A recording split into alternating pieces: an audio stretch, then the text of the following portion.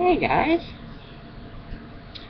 1:35 a.m. on the 25th of January. Woohoo! Chapter 30 of Genesis, New International Version, 1984. Jacob and his sons. And in case you're wondering, it's 1921 BC.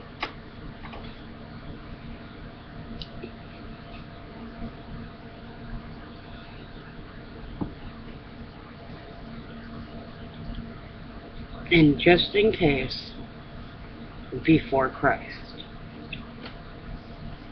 Verse 1.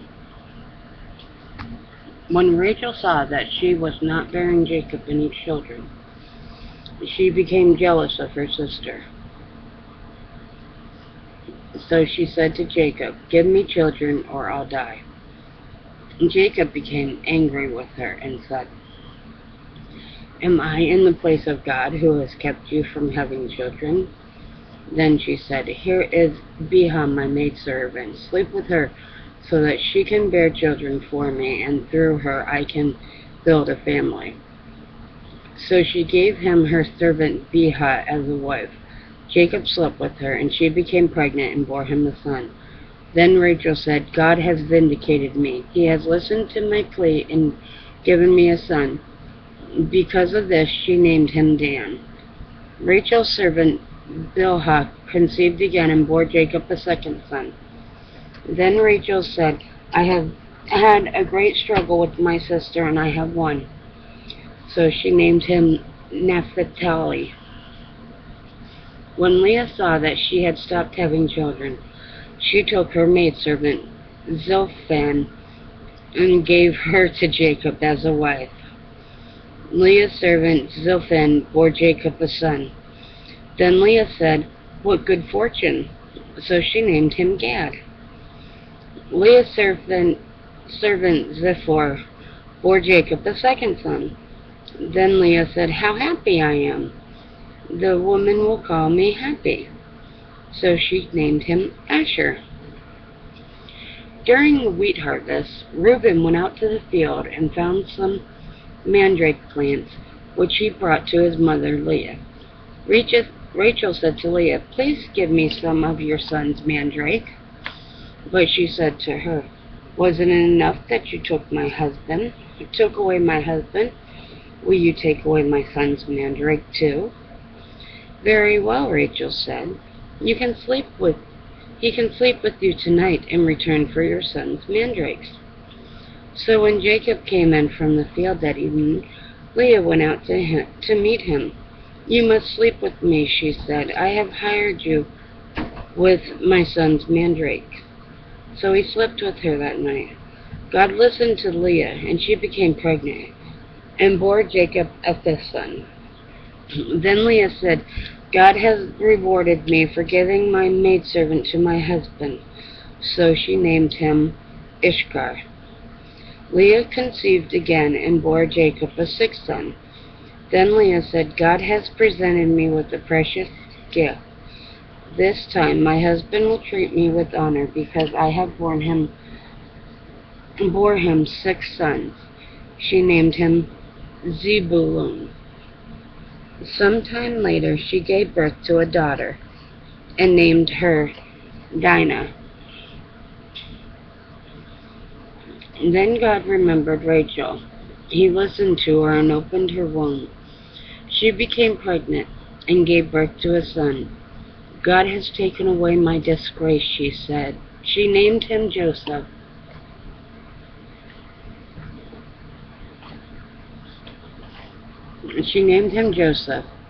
And said, "May the Lord add to me another son." Jacob's flock increased. After Rachel gave birth to Joseph, Jacob said to Laban, "Send me on my way so I can go back to my own homeland. Give me my wives and children for whom I have served you, and I will be on my way. You know how much work I have done for you." But Laban said to him, "If I have found favor in your eyes, please stay. I have learned by divination that the Lord has blessed me because of you. He added, name your wages, and I will pay them. Jacob said to him, you know how I have worked for you, and how your livestock had fare under my care. The little you had before I came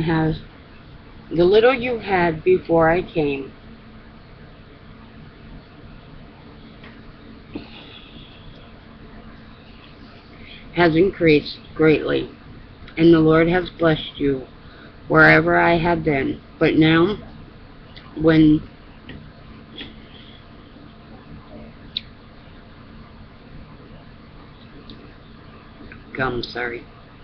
But now, when may I do something for my own household? What shall I give you? He asked. Don't give me anything, Jacob replied.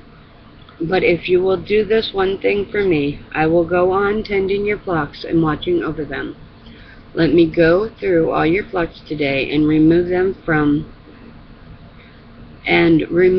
them every speckled or spotted sheep, every dark-colored lamb, and every spotted or speckled goat.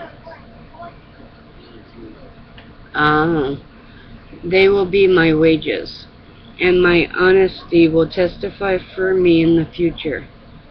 Whenever you check on my wages, you have paid me. Any goat in my possession that is not speckled or spotted, or any lamb that is not dark-colored, will be considered stolen. Agreed, said Laban. Let it be as you have said. That same day he remembered all the male goats that were streaked or spotted, and all the speckled or spotted female goats, all that had white on them, and all the dark-colored lambs. He had placed them in the care of his sons. Then he had put a 3-day journey between him and Jacob, while Jacob continued to tend the rest of Laban's flocks. Jacob, however, took fresh-cut patches from poplar almond and plane trees and made white stripes on them by peeling the bark and exposing the white inner wood on the branches. Then he placed the peeled branches in all the watering troughs so that they would be directly in front of the flocks when they came to drink. When the flocks were in heat, they came to drink. They mated in front of the branches, and they bore young that were streaked or speckled or spotted. Jacob sent apart the young of the flock by themselves, but made the rest face the street, and dark-colored animals that belonged to Laban. Thus he made separate flocks for himself, and did not put them with Laban's animals. Whenever the stronger females were in heat, Jacob would place the branches in the troughs in front of the animals so that they would mate near the branches. But if the animals were weak, he would not place them there. So the weak animals went to Laban, and the strong ones to Jacob. In this way the man grew exceedingly prosperous, and came to own large flocks, and maidservants, and menservants, and camels, and donkeys. And that ends chapter 30th of Genesis. Alright, I'll be back in a couple minutes.